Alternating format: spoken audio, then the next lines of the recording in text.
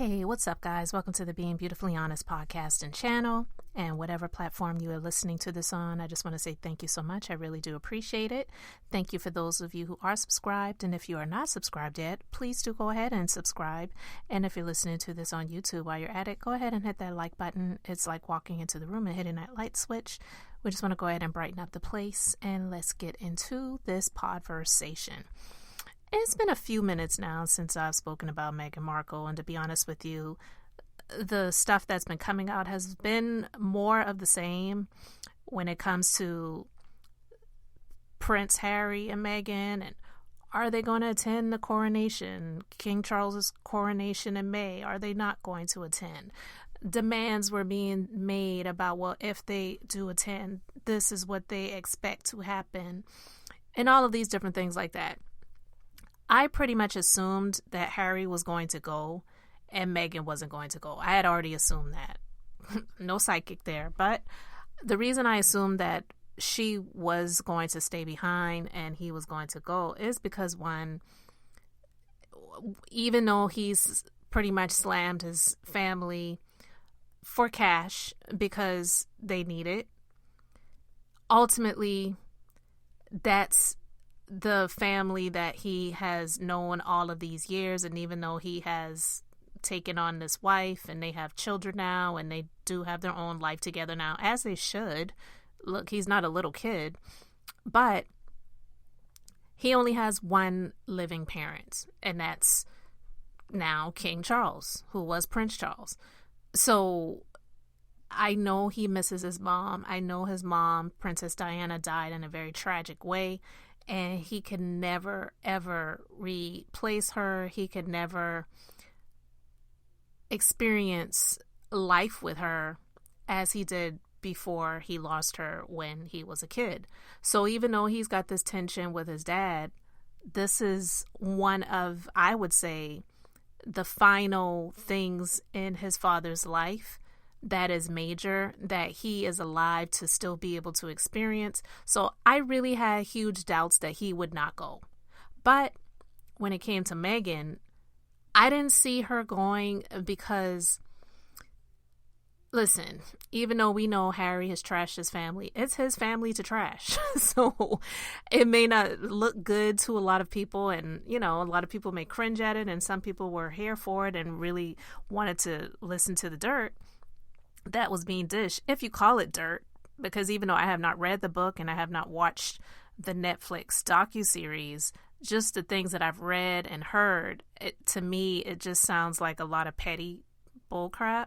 And so it's not anything that I say is, oh, wow, I cannot believe that. Like, it wasn't like he made revelations about, I don't know, like just saying, for example, it's not like he made revelations that his dad offed somebody or you know, did something that was like a crime or something like that. Now, there are some speculations about the way his mom passed, and did the palace have something to do with it? But all of that is speculation. None of that has ever been proven. So I'm saying comments about they were wondering what color his son's skin was going to be, or, you know, stuff like that. It's like, who really cares? But I guess a lot of people did, because he made a lot of money from the book deal and the Netflix docuseries. But anyway, with Meghan, it's not her family. She married Harry. And I know some people say, well, when you get married to somebody, you marry their family. I, for one, don't agree with that. I may not be a fan of Meghan. I don't hate the girl. I've said this before. I don't hate her. I don't love her. I'm indifferent because I don't know her. There are some people that love her. There's some people who really idolize her. And there's some people who really can't stand this chick, okay? I just am not a fan of how she tried to become a victim using her ethnicity that she never embraced in the first place, because she does not identify as an African American woman, and neither should she, because she's biracial. She really isn't an African American woman, but that's the point.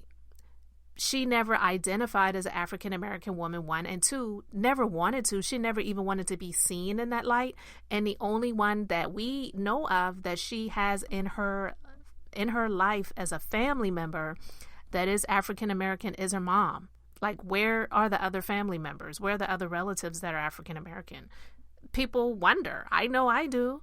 I don't want to hear about Serena Williams and Oprah Winfrey and Beyonce. Like, girl, you didn't know these people like that. You claim you were friends with Serena before, but I don't know how long of a friendship they really had. And we know how those friendships, quote unquote, really, you know, the terms friends are used really loosely.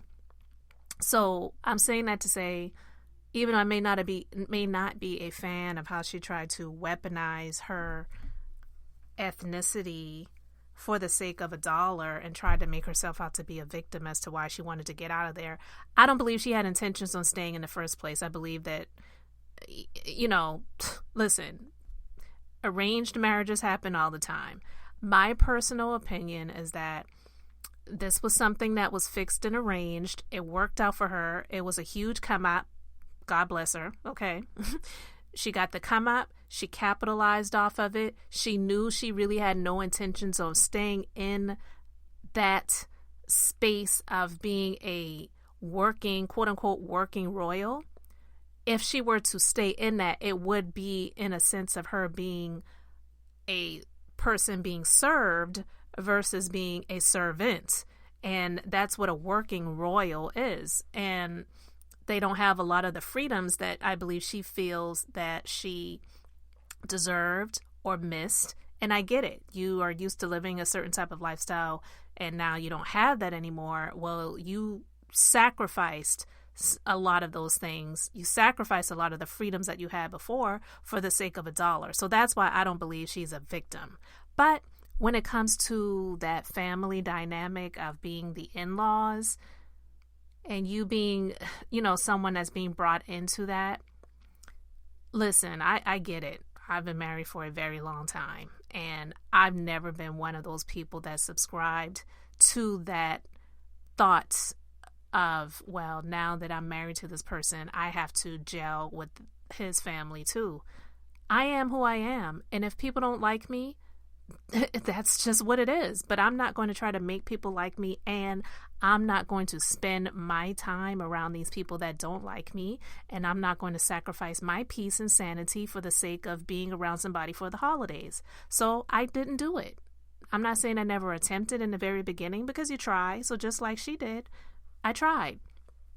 But after, you know, a little bit of time, for me, it was like, I'm good on that. You want to go spend time with your family during the holidays? I'll see you when you get back, and it's all good. And that's the way it's been done.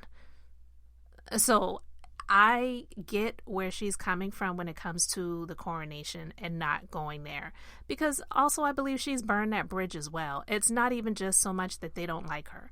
They may not have cared for her, but when you all, Meghan and Harry, I should say, when they utilize their experiences, whether they were conflated or over-exaggerated or not, you use that to capitalize off of it to be able to live the lifestyle that you want to, and I guess feel like you need to live in order to be in the United States. Then how could you really show your face around them and be around them? You really can't. So you kind of burn that bridge. And she knew that. So there's just no way that she would be able to be around these people like that. So all of this, are they going to go? They were invited. They have until this date to RSVP. Are they going to RSVP? And they waited until after the RSVP date. And then finally, Harry RSVP'd to say that he would go, but Meghan was going to stay behind. And some people are using the excuse of the children, saying, well, the son's birthday is the same date as the coronation and she wouldn't miss it for the world. She's a mom first, so she's going to stay behind with the kids while Harry goes to the coronation. Just be honest and say, yes, my son's birthday, but look, y'all don't like me. I don't like you. It is what it is. You're my in-laws. But look, I love my husband. This is who I married. I didn't marry you all, so peace. And even though some people may be pissed by that, at least it's the truth. But we know that they are not 100% honest. And I've said this before. I said this years ago about Meghan Markle in a conversation that I did where I talked about that. One of the reasons why she's not likable, and she's just not she's not all the way honest. And so, yeah, she's just burned that bridge, and there's no coming back from that. But being the person married to this person and not being able to get along with the in-laws, it's nothing new. She's not special in that way. I wish people would stop making her out to be this victim because she doesn't get along with the in-laws and, the other people in his family, like Kate Middleton. Some people feel that she's jealous of Kate. Could be. I do believe that there's some envy there. I do. And I'm not saying it's because of the ethnicity thing. I'm just saying I do believe that there is some envy there. But the title and the position that Kate has versus Meghan, it is what it is. You married the second in line.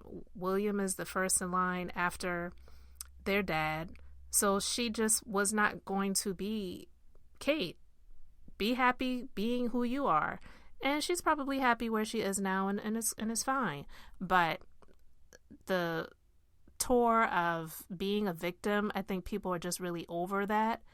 Time for a new script and doing something completely different. And she's probably working on that plan right now as we speak, guys. So I would expect some more news and announcements coming out after the coronation, because it tends to be like that with her.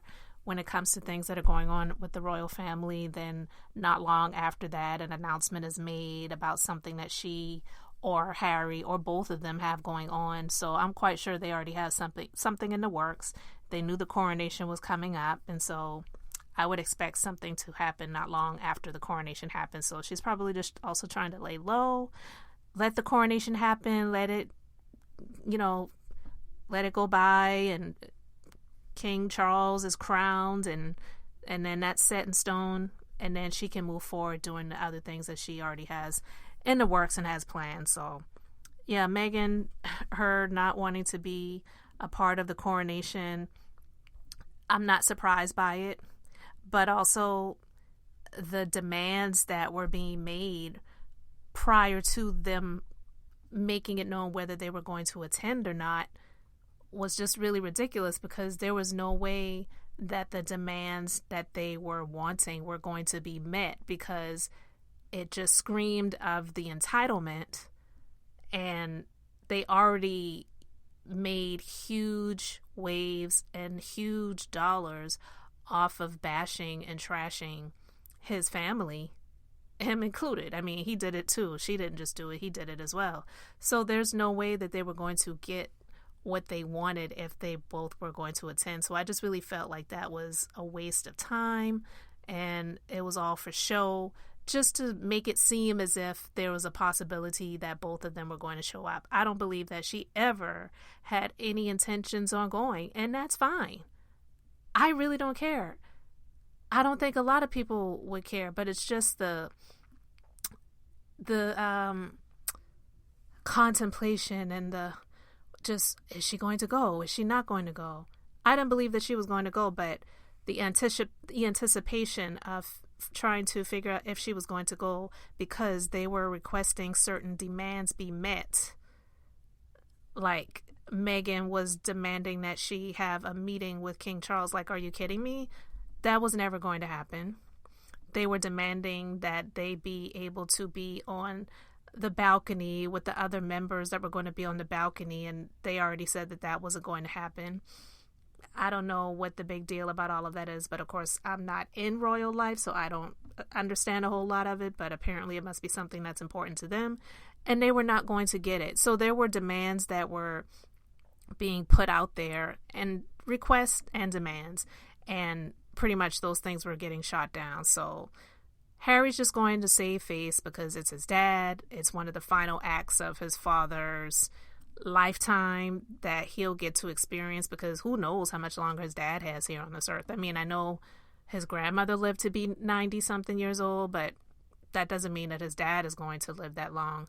You just never know. We shall see.